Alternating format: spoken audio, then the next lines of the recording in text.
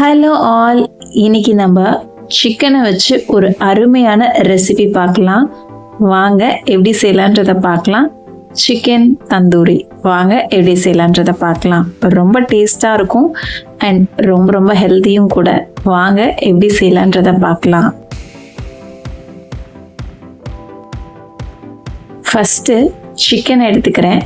நான் நல்லா ஒரு தொடை இருக்கிற பீசஸாக எடுத்து அதை சின்ன சின்னதாக நான் வந்து ஒரு நார்மல் சைஸில் 3/4 கட் பண்ணிக்கிட்டேன். கட் பண்ணிவிட்டு அதை நல்லா தட்டி எடுத்துக்கிட்டேன். கொஞ்சம் நல்லா ஃப்ளாட்டாக அதை தட்டி எடுத்துக்கிட்டேன். எடுத்ததுக்கப்புறம் அதில் மிளகாத்தூள், மஞ்சத்தூள்,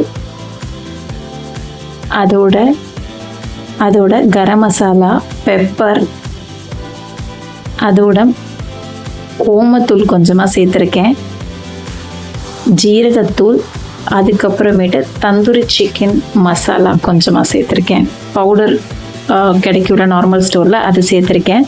அதுக்கப்புறமேட்டு கஸ்தூரி மேத்தி, அதுக்கப்புறம் இஞ்சி பூண்டு பேஸ்ட், சால்ட்டு, அப்புறம் தயிர் எல்லாத்தையும் சேர்த்து நல்லா இதோட கலந்துக்கலாம். நல்லா ஒன்று சேர இதுக்குள்ளே நல்லா மேக்னேட் ஆகிற மாதிரி நல்லா இதோட கோட் பண்ணலாம். நல்லா கோட் பண்ணதுக்கப்புறம் கடைசியாக இதோட லெமன், ஒரு அரை பழம் லெமன் சேர்த்துருக்கேன். சேர்த்துட்டு அதையும் நல்லா அதோட கலந்ததுக்கப்புறம் ஒரு டேபிள் ஸ்பூன் ஆயில் சேர்த்துருக்கேன்.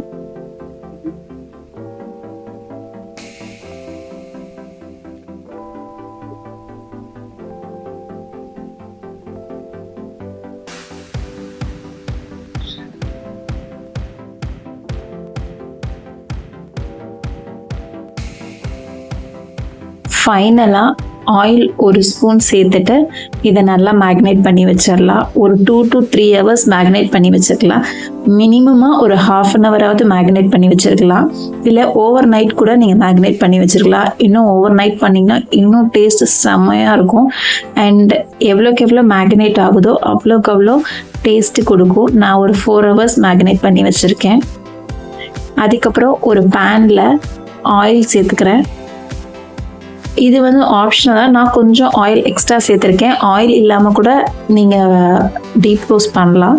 நான் கொஞ்சம் ஆயில் சேர்த்துருக்கேன். சேர்த்ததுக்கப்புறமேட்டு நம்ம மேக்னேட் பண்ணி வச்சுருக்கிறத இதில் ஒரு பீசஸாக ஆட் பண்ணிக்கலாம்.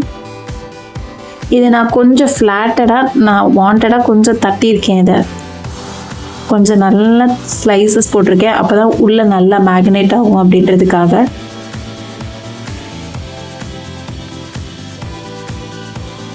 இது மீடியம் ஹீட்டில் வச்சு நான் ரோஸ்ட் பண்ணியிருக்கேன்.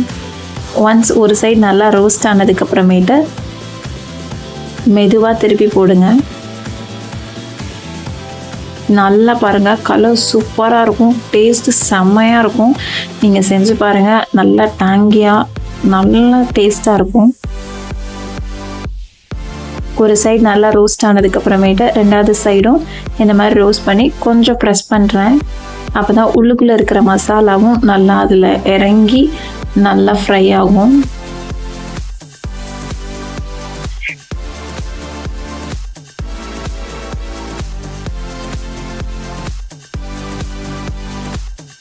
நல்லா 2 சைடுமே நல்லா ரோஸ்ட் ஆயிடுச்சு.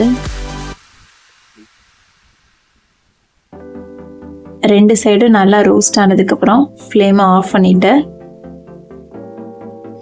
அதுக்கப்புறமேட்டு ஒரு சின்ன பவுல் எடுத்துட்டு நம்ம சார்கோலை நல்லா அதை வந்து ஹீட் பண்ணிவிட்டு அதில் ஆட் பண்ணிக்கிறேன். ஆட் பண்ணிவிட்டு அதில் ஒரு ஸ்பூன் நெய் விட்டுக்கிறேன். நெய் விட்டுட்டு ஒரு லிட்டு போட்டு க்ளோஸ் பண்ணிக்கலாம். இது எதுக்காக பண்ணுறோன்னா நல்லா ஒரு ஸ்மோக்கி ஃப்ளேவர் வரணுன்றதுக்காக பண்ணுறேன். இது கூட பண்ணாமல் கூட இருக்கலாம், நோ இஷ்யூஸ். இது பண்ணிங்கன்னா இன்னும் நல்ல ஃப்ளேவர்ஸ் உங்களுக்கு கொடுக்கும்.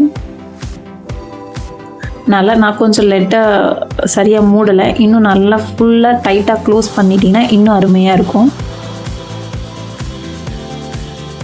அதுக்கப்புறம் முடிச்சதுக்கப்புறம் இதை ஒரு பிளேட்டில் எடுத்து சர்வ் பண்ண வேண்டியதான்.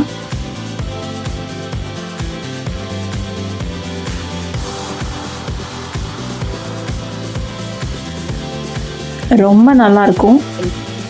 இது மேலே லைட்டாக ஆனியனை சாப் பண்ணி போட்டுக்கிறேன். சாப் பண்ணி போட்டுட்டு ஒரு லெமன் ஸ்லைஸ் வச்சு சாப்பிட்டா அருமையாக இருக்கும். நீங்களும் ட்ரை பண்ணி பாருங்கள். ட்ரை பண்ணி பார்த்துட்டு எப்படி இருந்துச்சுன்னு கமெண்ட் பண்ணுங்கள். தேங்க்யூ ஃபார் வாட்சிங்.